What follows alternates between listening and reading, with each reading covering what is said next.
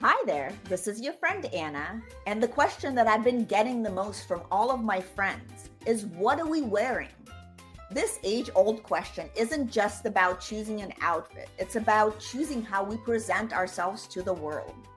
I created the I Want Her Shoes podcast to dive deep into what it means to dress with intention, whether you're heading to a council meeting or just having a casual day out with your family. Join the conversation as we explore the power of personal style and the decisions that shape our public personas. Put on your favorite pair of shoes and step into my closet.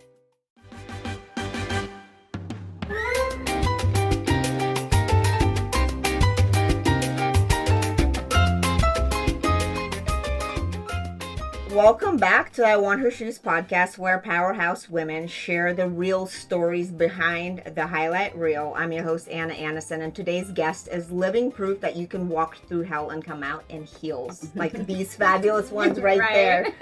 Meet Adriana Coden, executive author, entrepreneur, and fierce advocate for chronic illness warriors. And she's a woman behind the unapologetic memoir, Stuborn As F, which I could not put down. And it's really a raw and empowering book about resilience, loss, love, reinvention, and what it really takes to rebuild your life from the ground up, and not just once, but over and over again, which is so powerful.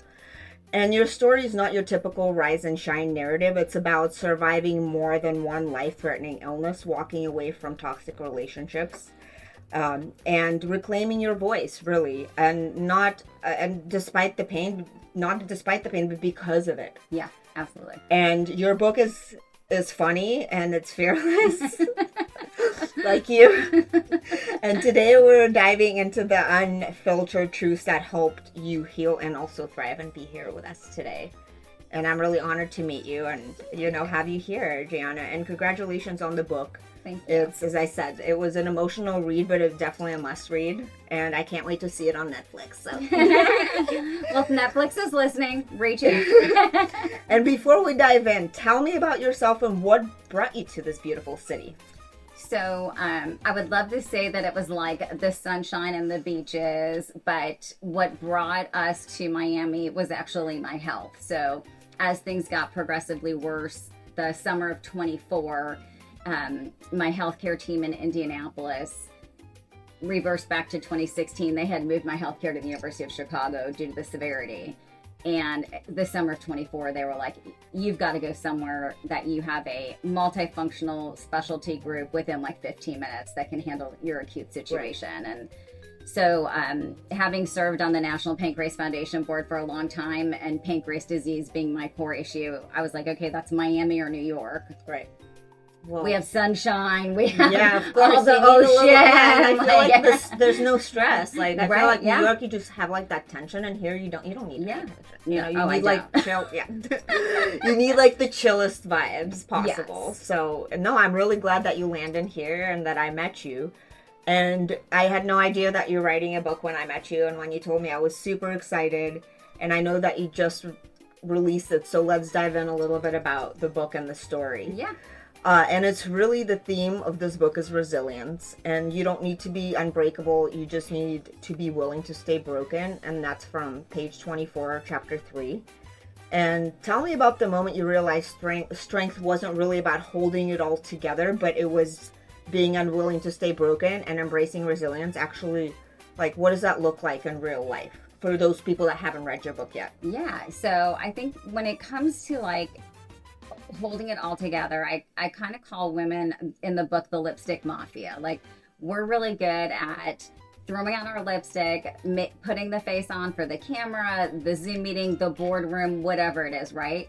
But at some point, we do break down. And so you have to accept the fact that putting it all together means all parts of you. Your emotional, physical, mental health. And so sometimes you have to make the call that's like, I just can't do it today. Or, hey, I'm going to be off camera because I do that all the time. Yeah, I'm like, I'm tired. I just got back from a long trip. I'm not going to do camera. Right. Yeah. I'm just going to be off camera today. Yeah. Even if it's something as small as that, it's meaningful to you and yourself. And that's part of, how you connect that being unwilling to stay broken and really transform yourself. Right. No, that's really beautiful, and that's a great answer. And yeah, that's a great chapter in the book too. That was awesome. And you also write that you stopped chasing potential. Mine are theirs, and that's a theme that we hear a lot on this podcast. And I would love to hear. This was in chapter 5, but I would, you write about the freedom that comes from letting go of expectations of people or potential. What was the first thing or person you had to stop chasing to start feeling like yourself again? So it's a sore subject, but it's my mom. I was kind of one of those, like, I was never good enough, pretty enough, thin enough, perfect enough, whatever. Put in the verb, right? I was never enough of whatever that was in my mind. That's how I felt. And so for me to figure out how to let go of those expectations was essential so that I could become the best version of myself without worrying about what her expectations were of me. And so that translated to, how do I let go of the expectations in business, right? Like, getting to this corner suite, like, okay, I got there. What does that mean now? Or like, building a business and selling it. Okay, I did that. What does that mean now? Yep. And breaking down what all of those different components are, that once you reach those expectations or that potential, you're always having to redefine that. Yeah. So that's why it's your expectations that are the most important. Like, what am I doing for me that makes me feel fulfilled? Yeah, no, and that is a great answer. And I have this similar story with my parents as well. And I feel like what the mistake that people make when they're younger is, you, like, if somebody tells you, like, oh, you're like, you could be a good dancer or an artist, or like, don't listen to those people, because it's you, like, they don't know anything really about you, right? Like, and then you're putting that into your mind, and then you're trying to go for something that, like, maybe you were not even interested in. Right. Do you know what I mean? So I feel like it kind of goes back to what you said, right? And, like, just not listening and, like, just cutting those. Yeah, you have to cut those ties. I mean, I was very much, my mom was shaping me to be a doctor from the time I was like 5. Like, she would get me medical journals and, like, the New England Journal of Medicine for, like, my birthday gifts. Like, everything was about me being a doctor. And when I was like, no, I want to be in business. Man. Like, I want to be in marketing. And, like, I used to draw dresses and do fashion, and she'd be like, nope, you need to be playing golf for business, and you need to be a doctor. And I remember my freshman year of college when I was like, I'm done. I'm not doing this pre-med thing. I mean, she was like, you'll be nothing, Like, yeah, I mean, that's, my parents were the same way.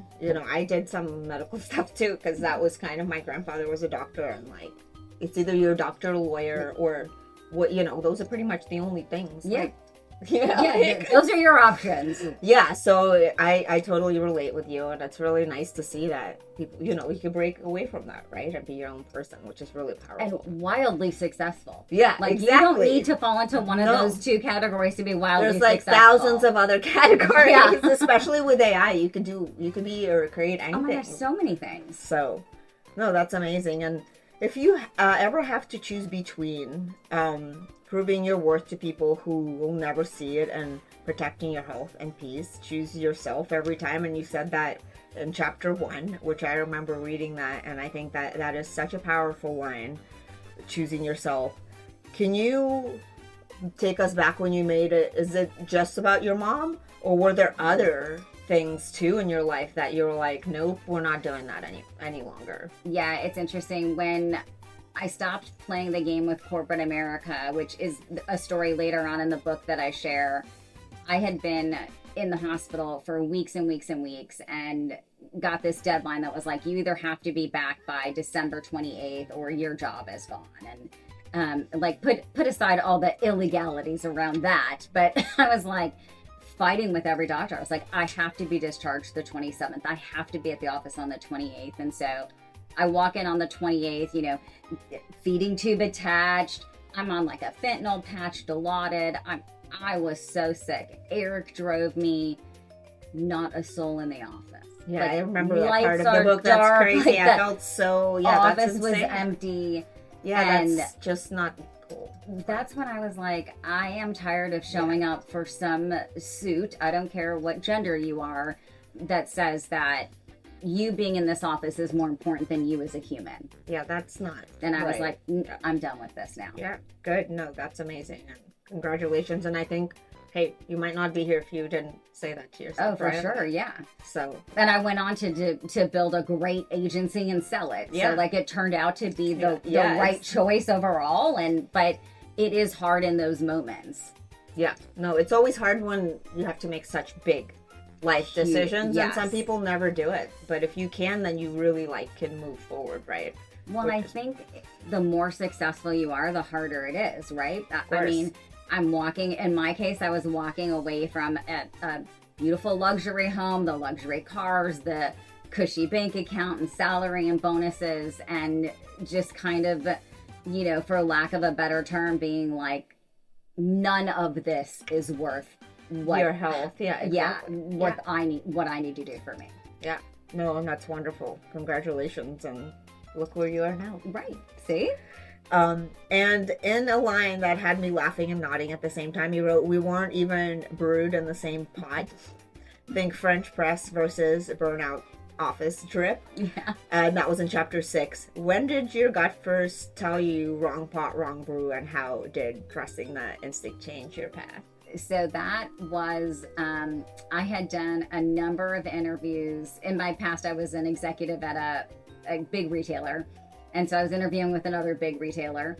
And this was, I think, interview 19. And it was at the same time as the house hunting trip. So it was kind of like the check the mark interview.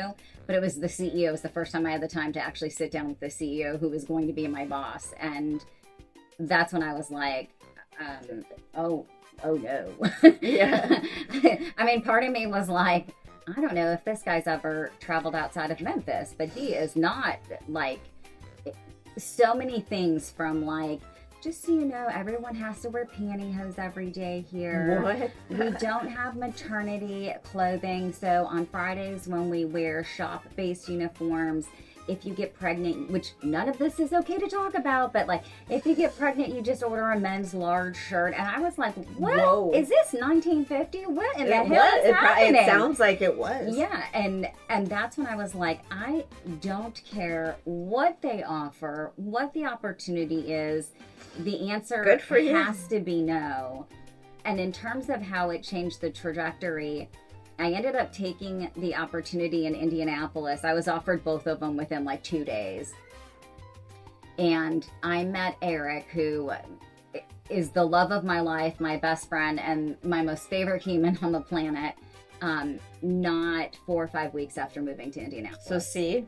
Absolutely. Everything just yeah. The universe bent for you. Yeah. And it was the opposite of how I used to make decisions. I would have naturally taken the bigger company, the bigger title, the bigger paycheck, all of those things.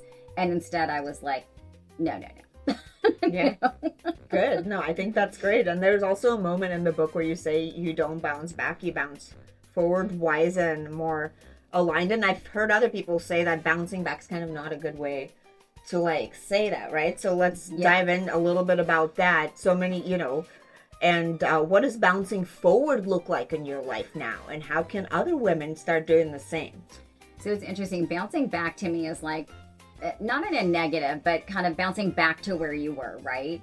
And in my life, I always look at how can I go forward? How can I step forward? So in a very real world example of today, I finished a meeting at 12:45 over on the other side of town, got sick on the way home, got home, changed into some casual clothes, took all the medications I could, anti-nausea, anti-seizure, pain medications, loaded myself up, and was like, I am going to rest my eyes for 15 minutes, and then I am going to change and head over for this podcast.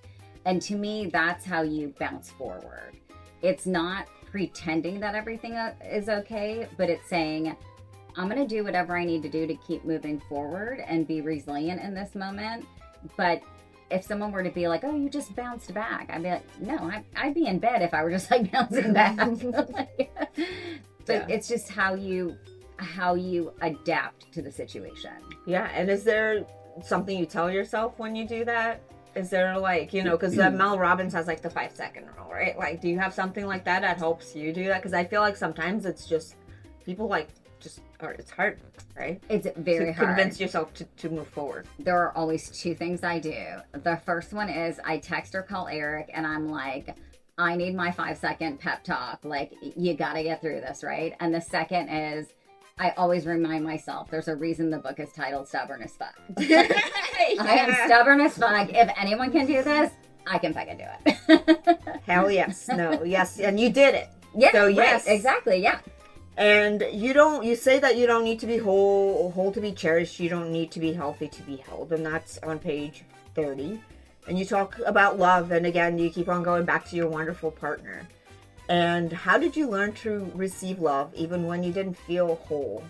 And that really changed how you saw yourself, I know, from the book. So maybe you could talk a little bit about that, because I feel like some people never find that kind of love in their life. I agree. And I will tell you, until I had it with Eric, I didn't even know that this kind of love existed. I had the beautiful experience of a little Shih Tzu named Henry Winston rescuing me in like 2010, 2011. And I tell Eric to this day that he should thank him for me learning how to love, because he gave me everything I probably really needed and craved as a child. Like just that unabashed joy. Like I would come in the house and be like, Mommy's home, you know, and just so happy to love on me and give me all of the love, no matter if I was cranky or not feeling well or overworked or whatever. He just loved me the same. And so he taught me the lesson of accepting love and being okay. And then poor Eric just having to put that man through hell. Like, because of some of the harder relationships I share in the book, I must have asked Eric every question, like, have you ever been bankrupt? Have you ever been convicted of a crime? Have you? Well, that's part of something everybody asks these days, right? Yeah. I mean, especially if we're dating older. Right. That's normal. And I was like, because I was scared to get hurt. I was scared to put that love out there and get rejected. And I think to some of what we've talked about, some of that comes from your childhood. But in my case, also, some of that came from my first few adult grown relationships. Right. They reinforce that. In my mind, I think, of course they did. I attracted what I knew. So it's learning to trust yourself and allow yourself to be loved. Right. No, that's beautiful. Thank you so much for sharing that. And now let's jump into style. And how did that shift during the most difficult chapters of your health journey? Because you have some wonderful photos in the book, and you're always wearing the most fabulous shoes and everything. So let's dive into that. So it's funny. I remember when I turned 40, so I'll be 50 next year. And I noticed I started wearing flats, and I was like, oh, this is not happening. Like, I don't know what has gone on, but I need to get out of this realm. And I came out, my brother jokes that I came out saying Gucci, Gucci, goo, instead of like, because I was always in heels, and the taller, the better. So for me, the style didn't just change like physically, but metaphorically. So I look at everything as I want people to see me and not see like the diseases, the conditions, the medical stuff, right? So I have this feeding tube, right? But I buy this really cute backpack, and I have Eric modify it so I can just sling it over my shoulder, and I tuck this in. You know, if you just use kind of the typical backpack they send you, it's very obvious you're carrying a feeding tube around, right? I don't want people to see that. I want them to see me. But the same thing goes for, I still put a ton of effort when Eric and I go out on a date night. Like, I put on my high heels and my beautiful dresses and my clothes, and I find a way to make fashion work however I need it to. I love that. So like this tube here comes out the side, right? So I found this really cute strapless black, I mean, we're in Miami, one-piece swimsuit, right? That had 2 little holes on the side, so I could have it come out the side. Amazing. And wear like a white linen shirt over it and still look very fashionable at the pool, and nobody know the difference. I mean, that's amazing. So, plus I always say a shower and makeup are helpful. Of course. I mean, I feel like they, it's a fact that people that wear makeup, they make more money. Yeah. The ones that dress up. So ladies, it takes, and it also boosts your confidence Yeah. and your mood. I feel like when you look good, you feel good, and then yes, your confidence Especially comes across. like with your story, you could say like, yes, that is why I put my red lipstick on, right? It is. Yep. And it sounds like you did use fashion as a armor and self-expression. Yeah. And that is, I think, beautiful, and we should all do that. And let's talk about some statement pieces. Yes. What is one item that makes you feel stubborn as fuck? That's something that you love to wear to feel unstoppable. For sure, my Chanel Ever Red lipstick. Like, I think Is that it right now? This is yes, it. it's beautiful. It's like it's your color, like I 1000%. probably have 5 or 6 of them, like one in every handbag. And I have a collection. I just like Chanel lipsticks. I have literally like a bag of Chanel lipsticks. And there's probably every version of red in there. But the Ever Red just seems to be like my signature red. And ironically, I was having a meeting with my therapist I work with, who I've worked with for 20 years. And I was having a session with her maybe a month and a half ago, recently out of the hospital. And she's like, did you do something different? Did you like cut your hair? Did you color your hair? And I was like, no. And I literally was like just out of the hospital. I looked terrible. And she's like, you don't have your red lipstick on. She's like, that's it. Yeah, people are so used to me with the red lipstick that she was like, oh my God, I think that's the first time in like 20 years I've seen you without your red lipstick. So that's for sure my power fashion piece. I love it. No, it could be anything. And you've lived through hospital stays, feeding tubes, and more diagnoses than one person should have to endure. And what do you wish more people understood about living with chronic illness?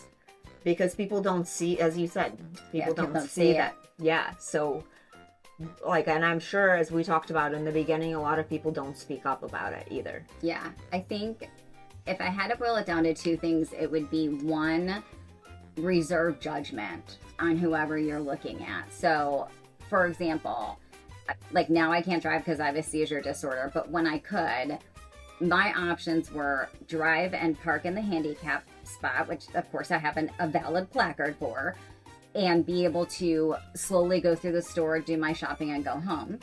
Or not park in a handicap and not make it through the store and go home, right? So if I wanted to feel independent, I needed to do that. But look at me, and I get out of a car with a handicap sticker, and I get the nastiest comments, the nastiest looks. So reserve judgment, because you don't know what's going on with people. And the same goes for, like people that are caregivers. I have a stepdaughter who's high functioning autistic.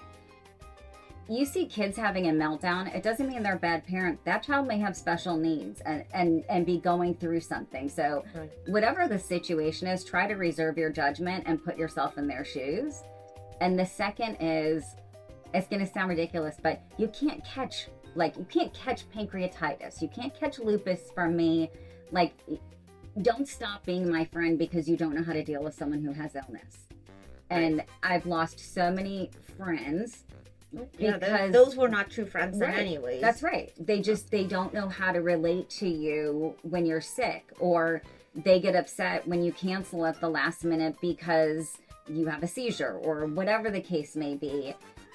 They take it very much about them. Yeah. Whereas it's about the other person. And, unless you are so very uncomfortable, find a way to support them in a way that works for both of you. Yeah, no, and that's great. Thank you so much. And yeah, I think that is very great information. And I know you mentioned a stepdaughter, so let's talk a little bit about marriage, motherhood, and dating after divorce, all while running a business and battling all the things with your health. Yeah. How do you stay rooted in your identity through all those different shifts? Because it's, so many different hats that you're wearing. And shoes. Yeah, hats and shoes.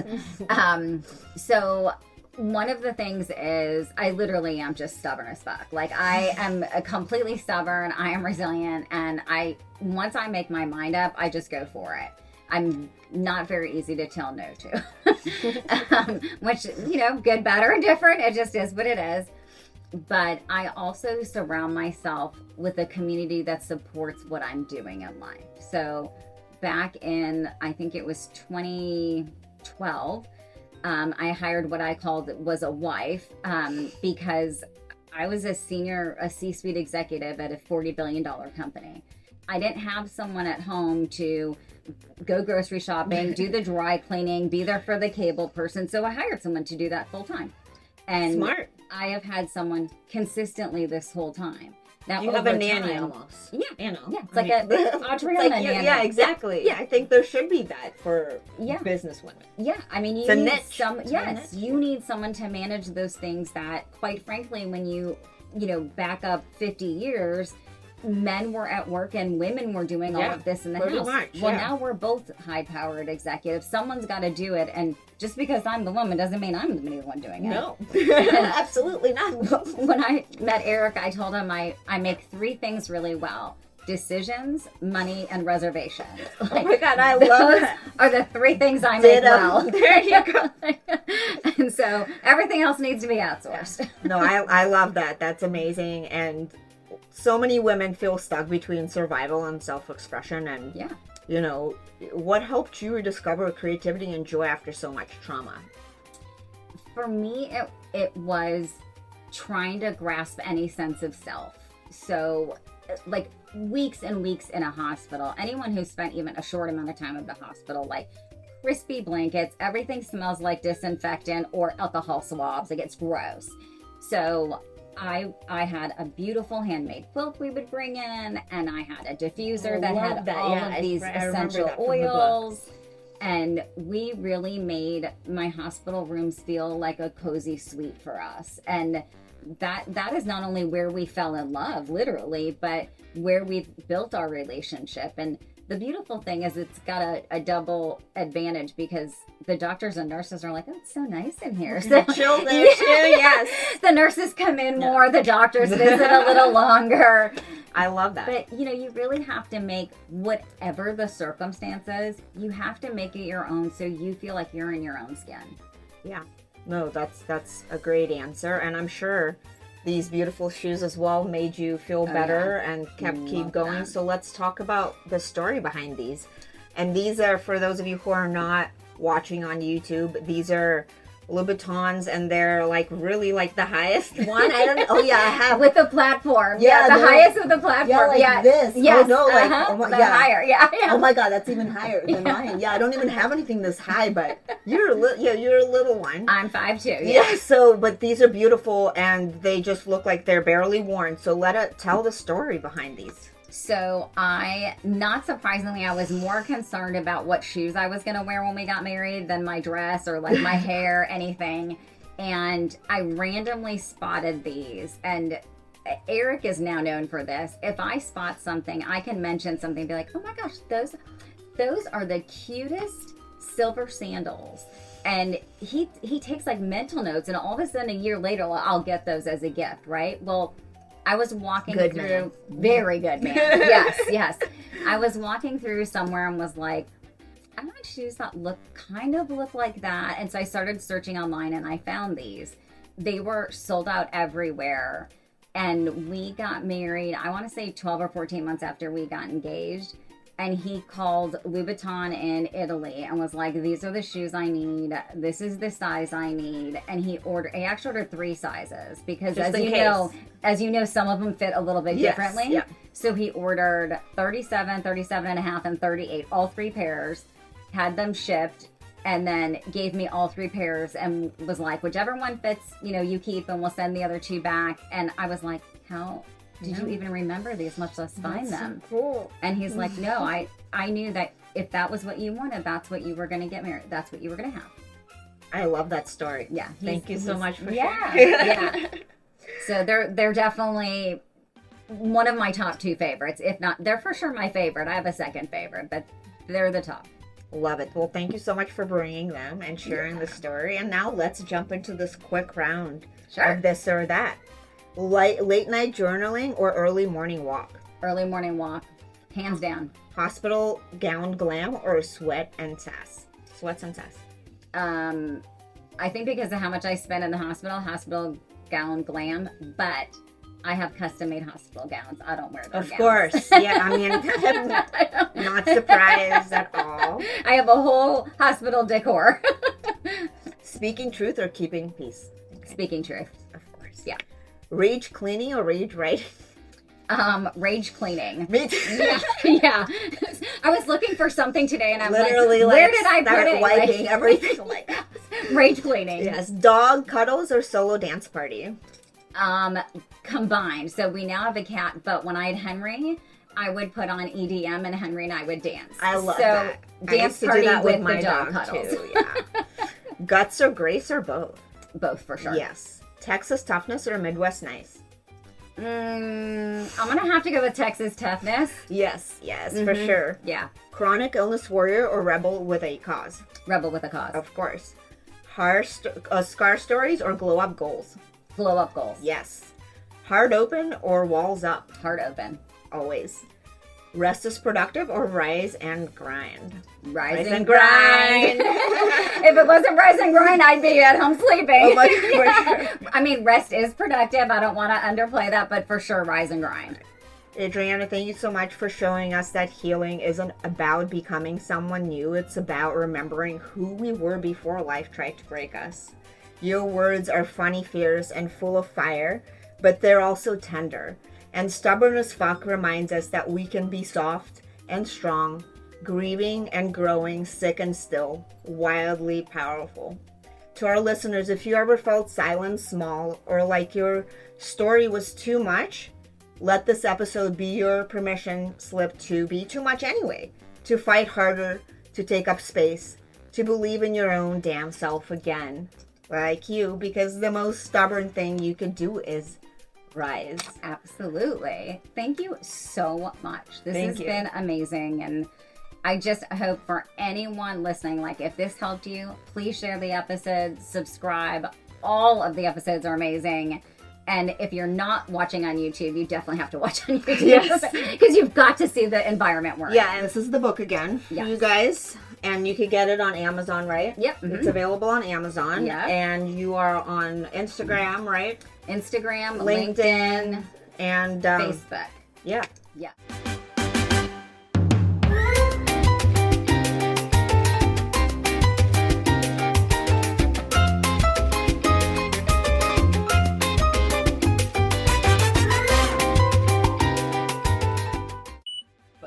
You're looking amazing. These are so gorgeous. Like, yeah, and they're actually I've been with like all day running around with them, and I like did not die of them. So which should I put on with this outfit? Hold on. Well, what mood? Ooh, those are beautiful. Yeah. I kind of feel like that goes with this, like, for sure. Yeah. I just got these two on a sample sale. There's a really great place in Wynwood that does them. Really? Part of it. It's called No. Yeah, I'll send it to you. Yeah. Please do. They have them like every month. They have something. Yeah. Oh my God, for sure. Yeah. Look at these. These are like fire, literally. Literally, yeah. They go with your lipstick. Oh my God, those are beautiful. Thank you. Yeah, I actually wore them for the first time, like, not that long ago because I was scared, and then I finally sprayed. Because I'm scared to ruin them. I know. It's the worst and then feeling. I Like, you don't finally want to sprayed ruin them, and I'm like, I'm just gonna wear them because what's the point? Like, Yeah, and there's no point of them sitting in the closet. No, Yes. like I need to actually use the things I buy. Like, I totally agree with you. Oh my God, I'm so sorry. It's okay, we can do it. I want to do it like to count down. Oh my God, I love the little sticker. You're good. I mean, you're marketing, so you know. Oh, that's so sweet.